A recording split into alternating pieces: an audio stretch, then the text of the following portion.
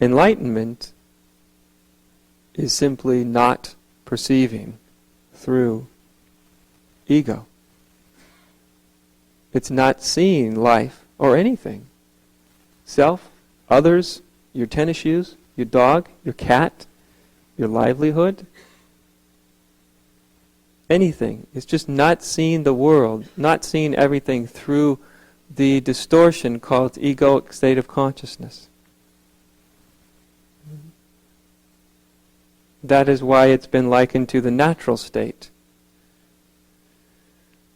Natural meaning it's not an alternative lens, distorting lens, it's just perception without a lens. Without a distortion.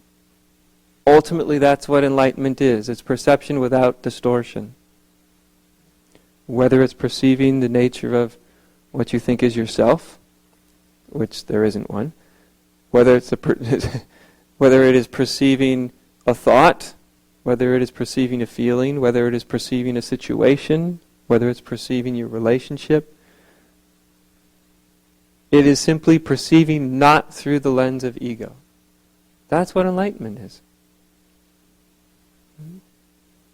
And it's useful to at least have some basis of understanding in this.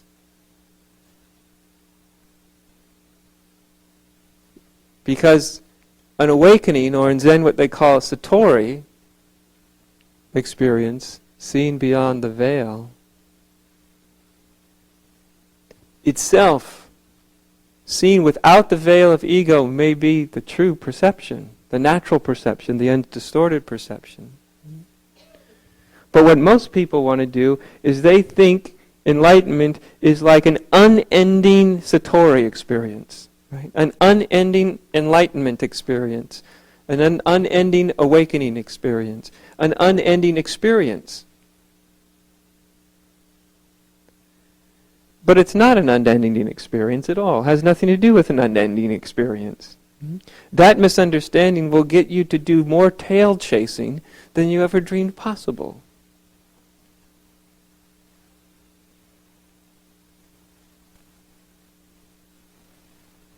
In the end, enlightenment has very little to do with enlightenment experiences.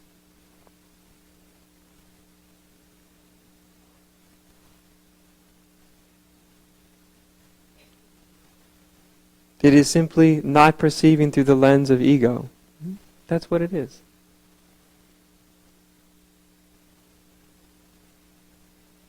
And there's no doubt, it's pretty good not perceiving through the lens of ego. It's happiness. It's peace. It's the end of your search. Not that you find anything except sanity. Not that you attain anything except seeing things as they actually are. And that's what nirvana is, seeing things as they actually are. So when you see things as they naturally are, you see everything is one. And the nature of anything and everything is not nearly as substantial as you thought. Its nature is emptiness. The nature of anything is nothingness.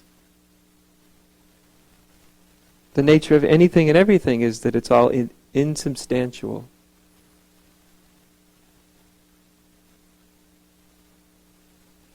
And so these aren't some altered states of consciousness, you see.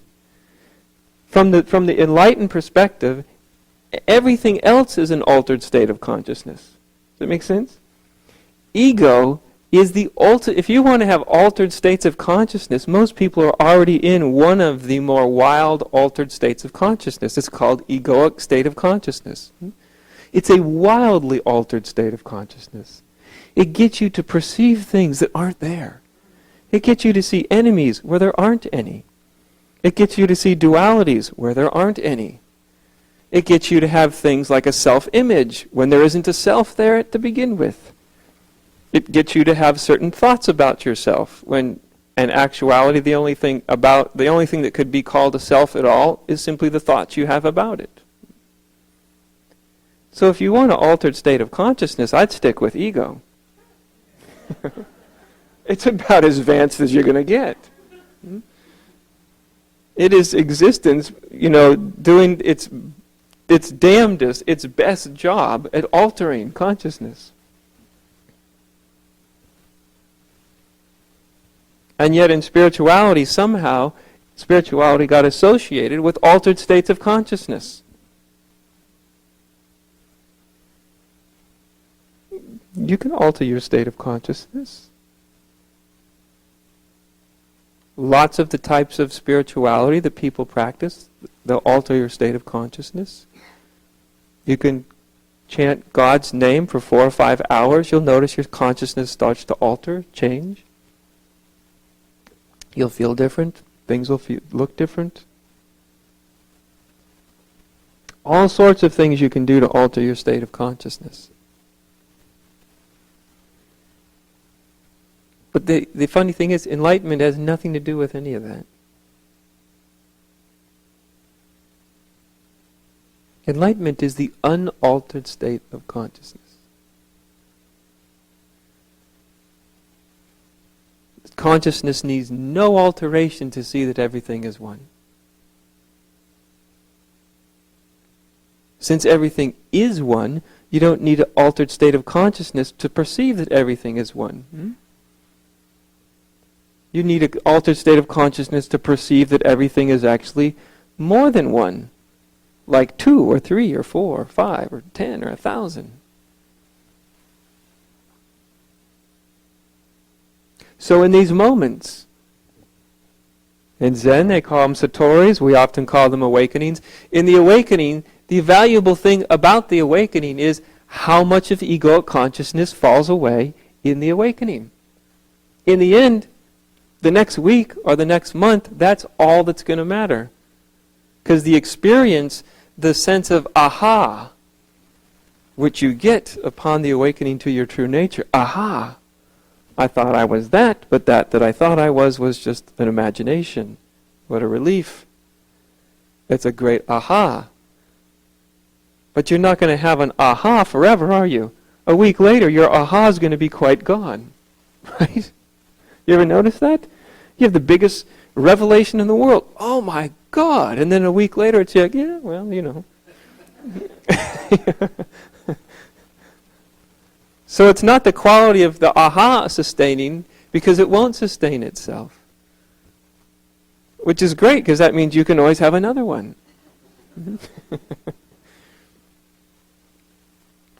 The significant thing about those moments, though, those satori's or awakening to your true nature, is how much of the egoic consciousness falls away. That's because that's what you're going to live with, right? That's what's going to be with you the next week, the next month, the next year, maybe the next lifetime.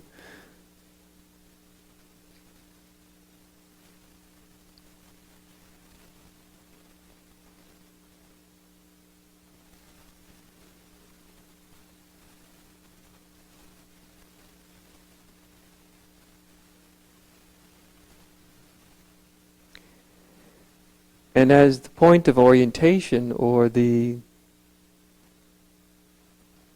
what to focus on, since egoic state of consciousness, duality, seeing things as duality, through the lens of duality, it's actually something that must be constantly maintained. The egoic state of consciousness actually takes a great amount of energy and a great amount of effort. Since it's not true, it has to keep building this falseness constantly, otherwise it will end, right? Because what is not true ends as soon as it's not being fueled. And so illusion, or the egoic state of consciousness, must constantly be fueled like a fire, right? Or like a coal stove, which you must keep shoveling fuel into it.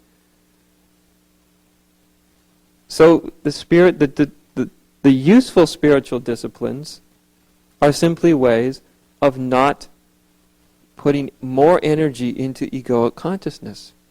That's basically what they're doing. Stop fueling it. Stop fueling it, and it can't sustain itself.